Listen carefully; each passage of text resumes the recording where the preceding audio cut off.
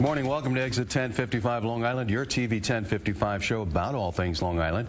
In just a few moments, meet some of Alexander's Angels. They're the folks on Long Island showing the world that people with Down syndrome can have fully functional lives while spreading a unique joy. But we begin this morning with the recent approval of a mini casino video gaming parlor for the village of Islandia in Suffolk County. This approval does not come without controversy or significant opposition, though. TV 1055's Carolyn Gussoff explains. No casino! No casino! A suspect time for a vote on a heated issue. Islandia Village trustees gathered a rule on what could be Long Island's first video slot machine casino. But if it was designed to fly under the radar, that didn't work. Word got out and opponents packed in. I think it's ridiculous. I mean, most homeowners are at work. The motive was just to do a slide deal behind the scenes, right, and just get it passed. They wanted to sneak it in so the anti-casino people wouldn't be there. Residents like April Meyer took off work undeterred by the vote timing. The gaming parlor site towers over lawns lined with no casino signs. I'm concerned for the people, the addictions, the traffic. Everybody can tell you the property value is going to go down. I mean, crime, drugs, prostitution. Islandia, the latest locale divided over a state-authorized mini casino already nixed in Nassau County and Brookhaven. The plan, 1,000 video lottery terminals open 20 hours a day. OTB officials think this location's perfect inside a Marriott hotel off the LIE service road. And Islandia's village board agreed, approving the permit instantly. We tried to track down Mayor Alan Dorman for comment. We'd like to see the mayor, please. I'm sorry, he's gone. He's gone for the day. At 10 a.m., but only got a statement promising jobs, around-the-clock security, and village taxes cut in half. They've hired a lawyer to challenge the vote as rushed through improperly. They can't really make a persuasive argument that encouraging gambling and encouraging betting is a good thing for a community. They have to resort to the subterfuge and to the secret episodes. Some residents are demanding an investigation by the DA or the Attorney General, claiming their village leaders are ignoring the people who elected them. In Islandia, Long Island, Carolyn Gussoff, TV 1055.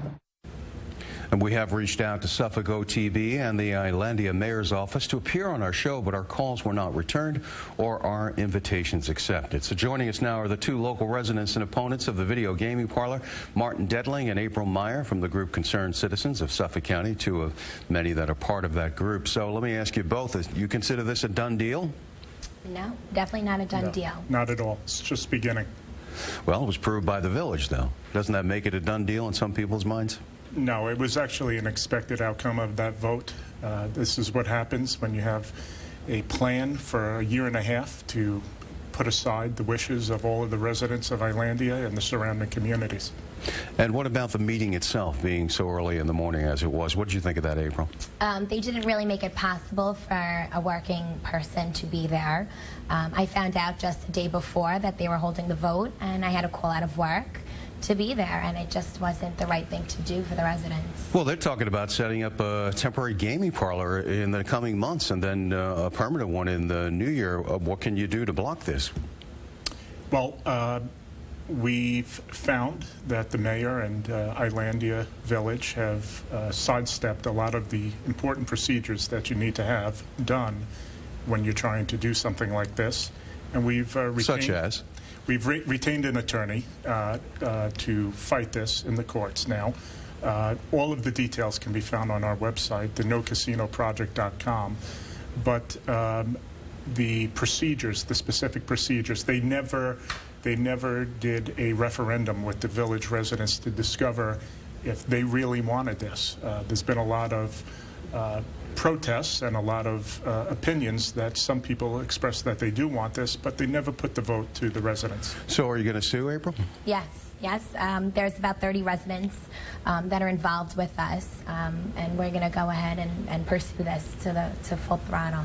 Has your attorney told you what would be the basis for the lawsuit in order to try and overturn this or get a court to say it was done improperly somehow? I think it would be inappropriate to go into all the legal maneuvers and details and strategies here. Obviously, we have a fight, a battle to wage, but we're going to give them hell, and it's going to take time and some money, and we need all the support we can get. The pitch from the mayor is that, and it sounds enticing, that village property taxes would be cut in half. Why is that not a winning sales pitch for you, April? It's funny that everyone is under the impression that property taxes are going to be decreased. If you do your investigation, it's not the property taxes, it's your village tax. So only Islandia Village residents would get any type of tax relief, but it's really no relief at all. If you want to save $250 approximately a year, that's what you will be saving to have a casino in your backyard. Is that all people would be saving? 33 cents a day is what it amounts to for a village tax decrease per his proposal, if it even occurs. You mean that's like the average of what everybody pays? Yeah, I mean, what's the typical... average resident of the village of Islandia pays $240 in village taxes per year. Okay, so 50% of that would be $120, or 33 cents a day. For what? A company or a business that's non-productive, that ruins the lives of the individuals in the community, the county, Long Island? It's just not worth it. You feel it's going to ruin your life, April? I mean, some people say that sounds alarmist to them. I remember seeing a letter to the editor from a senior saying, you know, I like to go to Atlantic City and spend a few bucks, you know, playing the game. So Sure. What's the big deal about having it at a hotel? This is the perfect place for it off the Long Island Expressway. They say it's the perfect place, but at the end of the day, you have residents all around you. We're raising our children. We're raising our grandchildren. We have schools around. We have schools just a mile away. I mean, to put a casino in the middle of, you know, people living their daily lives, it's just not the right thing to do. Well, a lot of people were surprised that this went through at all after it had been knocked down in so many other communities. Is there any sort of plans to have repercussions for elected officials that have voted for this? Well, you know, everybody talks about revenues, okay? Let's make no mistake about it. Each dollar that Delaware North, the state, the county, the village, or even Mayor Dorman makes is a loss that a Nassau or Suffolk County resident will endure.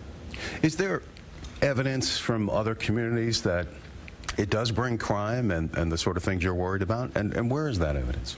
What it does bring is pathological gamblers. A National Research Council study confirmed that 13% of all visitors to casinos are pathological gamblers. Okay, these are people that have high rates of substance abuse, have high rates of divorce, money problems, bankruptcies, arrests, convictions. This is not what we should be doing. This is not sustainable growth. Is this, yes, April, go ahead. Sorry, if I might add to that, Sure. also we have to take a look at the type of casino this will be. This won't be a casino that has high roller tables. We're talking about just VLTs, and for that, a lot of people, you know, they become very addicted to, you know, playing those digital games. And we're talking about, you know, the low-income types of people that they're preying upon. Well, it seems to have divided the community. You know, I've heard some people in the community express support for it for jobs, saying that it's only the people who live close to it, like yourself. Right. NIMBYism, they're saying. Well, as far as jobs are concerned, no business really wants to put their storefront next to a casino. In fact, Computer Associates, one of the largest employers on Long Island and of Islandia Village, has announced that they're leaving Long Island in the next 4 years. This is not a plan for sustainable growth. Yeah, well, we're going to see what happens here with apparently a lawsuit moving forward with you folks, and we'll find out whether or not that's successful. Any thoughts about legislators doing anything to reverse what's happened here? Because, you know, this all came about from lawmakers approving a referendum and then people voting for it. Yes.